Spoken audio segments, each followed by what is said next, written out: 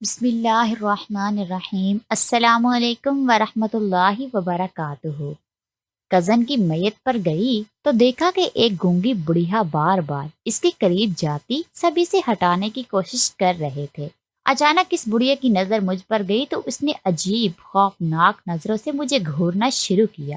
میری ابھی نئی نئی شادی ہوئی تھی، لیکن اگلے ہی لمحے میرا شوہر آیا اور اس نے مجھے وہی کھڑے کھڑے طلاق دے دی۔ میں اس قدر حیران تھی کہ کچھ سمجھ ہی نہیں آیا۔ میں جیسے ہی بڑھیا کی طرف مڑی، میرے پیروں تلے زمین سرک گئی، کیونکہ زندگی کس طرح پلٹا کھاتی ہے ہمیں پتہ بھی نہیں چلتا، اور اہم اونچائی سے ایک دم ہی کھائی میں گر جاتے ہیں کہ سنبھلنے کا موقع تک نہیں ملتا۔ میں اپنے والدین کی اکلوتی بیٹی تھی، اس لیے لاڈلی بھی تھی۔ میرے ابو ایک فیکٹری میں کام کرتے تھے، ہمارا اچھا گزر بسر ہو جاتا تھا۔ میرے والدین میری ہر خواہش مکمل کر لیتے تھے، مجھ پر کوئی روک ٹوک نہیں تھی، میں اپنی مرضی سے ہر کام کرتی تھی۔ ابو یا امی نے مجھ پر کبھی کوئی پابندی نہیں لگائی۔ اکثر رشتہ دار میرے امی ابو کو کہتے تھے بیٹی کو اتنی آزادی نہیں دیتے، مگر میرے ابو ان کی باتوں کو نظر انداز کر دیتے اور کہتے کہ میری ایک ہی بیٹی ہے جو میرے لیے بیٹوں جیسی ہے۔ میں اپنی زندگی میں بہت خوش تھی، مجھے اپنی ماں باپ کے پیار اور توجہ کی قدر تھی۔ میں دل لگا کر پڑھتی تھی، ہر کلاس میں پوزیشن آتی، ساتھ ہی ساتھ میں بہت خوبصورت تھی۔ کالج میں گئی تو سب میری خوبصورتی کی تعریف کرتے تھے، خاندان والے بھی سب تعریف کرتے تھے اور مجھے اپنی بہو بنانا چاہتے تھے۔ کئی بار ہمارے گھر رشتے بھی آتے، مگر میری امی ابو انکار کر دیتے، کیونکہ میرے معیار کے مطابق کوئی رشتہ نہیں تھا، اور امی اور ابو اپنی بیٹی کے لیے کسی قابل اور امیر شخص کی خواہش رکھتے تھے۔ میں حسین تو تھی ہی، اور پھر جوانی کی دہلیز پہ قدم رکھتے ہی محبت نے باقیوں کی طرح مجھے بھی اپنے جال میں پھنسانے کی کوشش شروع کر دی۔ مجھے اپنے ماں باپ کی عزت اپنے جذبات سے بھی زیادہ عزیز تھی، اس لیے محبت کے سب اشارے رد کر دیتی تھی۔ کالج کے گیٹ کے باہر کے لڑکے میرے منتظر رہتے، میری سہیلیوں کے بھائی جو ان کے موبائل سے میرا نمبر لیتے تھے اور پھر مجھے میسج کرنے لگ جاتے اور اپنی محبت کا یقین دلانے کی کوشش کرتے، مگر میں سب کو نظر انداز کرتی رہتی، کیونکہ مجھے اپنے ماں باپ کی عزت بہت عزیز تھی۔ انہوں نے مجھے لاڈ پیار سے پالا اور لوگوں کی باتوں کے باوجود مجھے پڑھایا اور لکھایا، میری ہر خواہش پوری کی اور مجھ پر اعتماد کرتے تھے۔ میں ان کا بھروسہ نہیں توڑ سکتی تھی، مگر تقدیر میں جو لکھا ہو کر رہتا ہے، تقدیر کو کوئی ٹال نہیں سکتا۔ میں کالج کی آخری سال میں تھی، کالج میں میری ایک ہی دوست تھی، اس کے گھر بھی آنا جانا تھا۔ ہم بازار کچھ سامان لینے گئے، میں نے ابو کو بتا دیا کہ میں اپنی دوست کے ساتھ ہوں، گھر آ جاؤں گی، وہ مجھے لینے نہ آئے۔ ابو نے کہا ٹھیک ہے۔ ہم نے شاپنگ کی اور کچھ ضروری سامان خریدا، بھوک لگی تو ساتھ ہی ریستوران سے کھانا بھی کھا لیا، اور پھر بس اسٹاپ پر چلے گئے اور وہاں بس کا انتظار کرنے لگے۔ کافی دیر تک انتظار کیا مگر بس نہیں آئی۔ آخر ہم نے رکشہ کرانے کا سوچا، اس سے پہلے کہ آگے بڑھتے ایک کار ہمارے پاس آ کر رکی، شیشہ نیچے کیا اور ہمیں لیفٹ دی۔ میرے دوست فوراً مان گئی کہ وہ اس کے بھائی کا دوست ہے، اجنبی نہیں، کہ میں بیٹھنا نہیں چاہ رہی تھی، مگر اپنی دوست کی وجہ سے مجبوراً بیٹھنا پڑا۔ میری دوست اگلی سیٹ پر بیٹھ گئی، وہ اس سے کافی بے تکلف لگ رہی تھی، شاید پہلے سے جاننے کی وجہ سے ایسا تھا۔ میں چپ چاپ پیچھے گئی اور کھڑکی سے باہر دیکھنے میں مگن ہو گئی۔ گاڑی میں ہلکا سا میوزک چل رہا تھا، مجھے خود کی کسی کی نگاہوں کی تپش محسوس ہوئی۔ میں نے دیکھا تو وہ مجھے دیکھ رہا تھا، مجھے برا لگا مگر میں نے نظر انداز کر دیا اور باہر دیکھنے میں مگن ہو گئی، مگر خود پہ پڑتی نگاہیں محسوس کر رہی تھی۔ اس بار مجھے برا نہیں لگا، اس کی آنکھوں میں عجیب سی چمک تھی۔ میں پل بھر کو پلک جھپکنا بھول گئی، مگر اس کی مسکراہٹ کو محسوس کر کے میں نے جلدی سے خود کو سنبھالا اور پہلے سے زیادہ سنجیدہ ہو کر بیٹھ گئی۔ خود پہ غصہ آ رہا تھا، خدا خدا کر کے میرا گھر آ گیا اور میں جلدی سے اپنی دوست کو خدا حافظ کہہ کر اتر گئی۔ گھر آ کر کھانا کھایا، کچھ دیر ٹی وی دیکھتی رہی، پیپرز نزدیک تھے مگر آج میرا پڑھائی میں دل نہیں لگ رہا تھا، نہ ہی نیند آ رہی تھی، بس بے چینی سی تھی۔ امی نے شاید محسوس کیا اور مجھ سے پوچھا کہ میری طبیعت تو ٹھیک ہے۔ میں نے بہانہ بنا دیا کہ سر میں درد ہو رہا ہے۔ امی کو تو مطمئن کر دی مگر میں پریشان تھی، میں ابھی ان نگاہوں کے زیر اثر تھی۔ میرے ساتھ پہلی بار ایسا دفعہ ہو رہا تھا۔ میں کئی لوگوں کو ٹھکرایا تھا مگر ان نگاہوں نے مجھے حلق بھر میں اپنا اسیر کر لیا تھا، مگر میں ایسا نہیں کرنا چاہتی تھی۔ ساری رات میں چین سے نہیں سو سکی، میں جھنجھلا سی گئی۔ اگلے دن کالج گئی تو میری دوست نے باتوں باتوں میں کل کا ذکر چھیڑا اور کہنے لگی کہ ایک بات کرنی ہے، مگر پہلے وعدہ کرو کہ ناراض نہیں ہوگی۔ میں نے وعدہ کر لیا۔ تو اس نے کہا کہ میں اس کی دوست کے بھائی کو بہت اچھی لگی، وہ نمبر مانگ رہا ہے۔ میں نے صاف انکار کر دیا۔ میری دوست نے کہا وہ اس کی بہت منتیں کرتا رہا ہے، وہ اسے جانتی ہے، وہ بالکل بھی عام لڑکوں کی طرح چھوڑا نہیں ہے، وہ اچھی عادات کا مالک ہے اور اچھے خاندان سے تعلق رکھتا ہے۔ ایک بار اس سے بات کرو، فیصلہ تمہارا ہی ہوگا۔ اس نے کہا وہ کوئی زبردستی نہیں کرے گا، مگر میں ان سب باتوں کے باوجود صاف انکار کر دیا۔ میں اپنے ماں باپ کی عزت کو سب سے پہلے رکھتی ہوں۔ میری دوست نے جب دیکھا کہیں ہرگز بات نہیں مانو گی تو اس نے خاموشی اختیار کر لی اور مزید کچھ نہ کہا۔ بات ختم ہو گئی، مگر وہ سارا دن میرے ذہن پہ چھایا رہا۔ میں نے خود کو مصروف رکھنے کی کوشش کی، مگر کوئی فائدہ نہیں ہوا۔ گھر میں بھی یہی حال رہا، میرا کسی کام میں دل نہیں لگ رہا تھا۔ اگلے دن کالج آئی تو وہ گیٹ پر کھڑا تھا، مگر میں نے اس کی طرف دیکھا نہیں۔ چھٹی کے وقت بھی وہ وہیں کھڑا تھا۔ میری دوست نے مجھے سمجھانے کی اور منانے کی کوشش کی، مگر میں نے انکار کر دیا۔ اگلے 3-4 روز وہ مجھے نظر نہیں آیا۔ مجھے پریشانی ہونے لگی۔ میری دوست نے اس کے متعلق کوئی بات کی، میں سمجھی کہ انکار سن کر شاید پیچھے ہٹ گیا، تو میں نے بھی خود کو پڑھائی اور دوسرے کاموں میں مصروف کر لیا۔ آخری پیپر تھا، میں گھر گئی تو ہمارے گھر کے سامنے گاڑی کھڑی تھی۔ شاید اسے دیکھ کر میں ایک پل کو رکی۔ یہ گاڑی مجھے دیکھی ہوئی لگ رہی تھی، مگر میں اپنا وہم سمجھی شاید ابو کے کوئی مہمان ہوں گے۔ میں گھر گئی تو ڈرائنگ روم میں لوگوں کی آوازیں آ رہی تھی۔ میں نے سوچا چینج کر کے بلانے جاؤں گی۔ کمرے میں گئی اور چینج کر لے ڈرائنگ روم میں مہمانوں کو سلام کرنے گئی تو امی نے میرا تعارف کروایا۔ میں نے دیکھا تو ابو کے پاس وہی میری دوست کا کزن بیٹھا تھا۔ میں اسے وہاں دیکھ کر بہت حیران ہوں۔ حیرانی اور پریشانی میرے چہرے پر واضح تھی۔ جسے دیکھ کر وہ مسکرایا۔ میں فوراً سنبھل گئی۔ ایک خاتون نے مجھے اپنے پاس بٹھایا اور پیار کرنے لگی۔ میری تعریفیں بھی کی۔ کچھ دیر بیٹھے رہنے کے بعد میں اٹھ کر اپنے کمرے میں چلی گئی۔ وہ لوگ بھی کچھ دیر بیٹھنے کے بعد چلے گئے تو میں امی کا کام میں ہاتھ بٹانے کی غرض سے کمرے سے باہر نکلی اور کچن میں جا رہی تھی کہ ابو نے آواز دی۔ میں گئی تو ابو نے کہا کہ بیٹا، میں نے تمہیں ہمیشہ اپنا بیٹا سمجھا ہے۔ تم نے آج تک کوئی ایسا کام نہیں کیا جس سے میرا سر جھک سکے۔ میں نے ہمیشہ تمہاری خوشی چاہیے اور اب بھی یہی چاہتا ہوں۔ آج جو لوگ آئے تھے وہ آپ کو دیکھنے آئے تھے، مگر ابھی تک ہم نے بات پکی نہیں کی۔ آپ کی مرضی کے خلاف کچھ بھی نہیں ہوگا۔ اگر آپ کو کوئی اور پسند ہے تو بتا دیں، یا اس سے کوئی مسئلہ ہے تب بھی۔ مجھے اپنے ابو پہ بے تحاشا پیار آیا۔ میں نے کہا ابو، آپ نے مجھے کبھی کسی چیز کی کمی نہیں آنے دی۔ جو فیصلہ کریں گے مجھے قبول ہوگا۔ ابو نے کہا بیٹا، اچھے لوگ ہیں، لڑکا بھی اچھا ہے، اچھا اخلاق کردار ہے اور جاب بھی اچھی ہے۔ میں نے کہا ابو، جیسے آپ کو مناسب لگے۔ ایک ہفتے بعد وہ لوگ دوبارہ آئے اور ہماری منگنی ہو گئی۔ سب بہت خوش تھے۔ جب رش کچھ ہوا تو میرے منگیتر نے کہا کہ اب تو نمبر دینے پہ آپ کو کوئی اعتراض نہیں ہوگا۔ میں مسکرائی اور نمبر دے دیا۔ ہماری اکثر میسج پہ بات ہوتی رہتی۔ کال پہ بھی منگنی کے چند دن بعد ہی شادی کی تاریخ بھی مقرر ہو گئی۔ میری تعلیم مکمل ہو چکی تھی، اس لیے کوئی مسئلہ نہیں تھا۔ شادی کی تیاری شروع ہو گئی۔ میں نے کچھ اپنی مرضی سے لیا۔ میں بہت خوش تھی کہ سب کتنا اچھا ہو رہا ہے، مگر کیسے خبر تھی کہ میری یہ خوشی عارضی ثابت ہو گئی۔ شادی کی تیاریاں تقریباً مکمل ہو چکی تھی اور شادی کا دن بھی آ گیا۔ ہمارا سارا خاندان اکٹھا تھا، خوب رونق لگی ہوئی تھی۔ میرے کزن اور دوست مل کر خوب شور شرابہ کر رہے تھے۔ ہر طرف خوشی کا سماں تھا۔ اسی خوشی میں سکی بد نظر کی نظر پڑ گئی۔ رخصتی کا دن آ گیا اور میں والدین کا گھر چھوڑ کر شوہر کے گھر آ گئی۔ میری ساس، سسر، دیور اور نندے سب بہت اچھے تھے۔ بہت اچھے انداز میں میرا ویلکم کیا گیا اور سب نے مجھے اتنا پیار دیا کہ کچھ دیر میں ہی میں اپنے والدین کے گھر چھوڑنے کا دکھ بھول گئی۔ تمام رسموں سے فارغ ہو کر مجھے کمرے میں لایا گیا جو بے حد خوبصورتی سے سجایا گیا تھا۔ پھولوں کی بھینی بھینی خوشبو دماغ کو راحت بخش رہی تھی۔ کچھ دیر بعد میرے شوہر آئے اور مجھے کہا کہ جب انہوں نے پہلی بار مجھے دیکھا تھا تو اپنا بنانے کی ٹھان لی تھی، کیونکہ یہ پہلی نظر کا پیار تھا اور وہ کھونا نہیں چاہتے تھے۔ مجھے اپنی قسمت پہ رشک آیا۔ مجھے اتنا اچھا اور چاہنے والا ہم سفر ملا ہے۔ میں بے اختیار خدا کا شکر ادا کرنے لگی کہ اس نے میرے لیے اتنے اچھے اور محبت کرنے والے ہم سفر کو منتخب کیا ہے۔ میں اپنے گھر میں بہت خوش تھی، بس میرا بہت خیال رکھتے تھے اور مجھے کسی کام کو ہاتھ نہیں لگانے دیتے تھے۔ شادی کو 1 ماہ ہو گیا، مگر اب تک سب کا رویہ پہلے دن جیسا تھا۔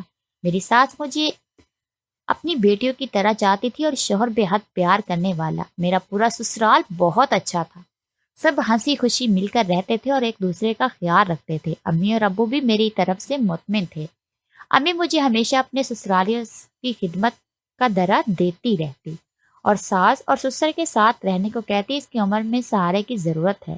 میں امی کو یقین دلاتی کہ میں سب کا خیال رکھتی ہوں اور اپنے گھر میں بہت خوش ہوں، آپ فکر نہ کریں۔ وہ بہت خوش ہوتی اور میرے شوہر نے مجھے شہزادیوں کی طرح رکھا ہوا تھا، وہ میرا بہت خیال رکھتے، ہمیشہ مجھے اپنے ساتھ کا خوبصورت احساس دلاتے۔ میں بے اختیار خدا کا شکر ادا کرنے لگتی کہ اس نے مجھے اتنے اچھے لوگوں میں بھیجا اور اتنا خیال رکھنے والا شوہر عطا کیا۔ زندگی یوں ہی چل رہی تھی، ہم سب بہت خوش زندگی گزار رہے تھے۔ اس آبا سے بے خبر کے خوشیاں محض چند دنوں کے لیے آئی ہیں۔ ایک شام میری امی کا فون آیا، وہ رو رہی تھی۔ میرے دل میں وسوسے آنے لگے۔ میں نے امی سے کہا، امی آپ رونا بند کریں، پلیز بتائیں کیا ہوا، میں بہت پریشان ہو رہی ہوں۔ ابو کی طبیعت تو ٹھیک ہے؟ میں نے پوچھا، یہ تمہارے ابو ٹھیک ہیں؟ امی نے جواب دیا تو میں نے کہا، پھر کیا ہوا ہے بتائیں بھی۔ امی نے جو خبر دی اسے سن کر میرے پیروں تلے سے زمین نکل گئی۔ میں نے اپنے سسرال والوں کو بتایا اور میں اپنے شوہر کے ساتھ اپنی امی کی طرف آ گئی۔ میری چچا زاد جو کہ میری بچپن کی دوست بھی تھی، اس کی وفات ہو گئی تھی۔ اچانک ایسی جوان موت کسی جان لیوا صدمے سے کم نہیں تھی۔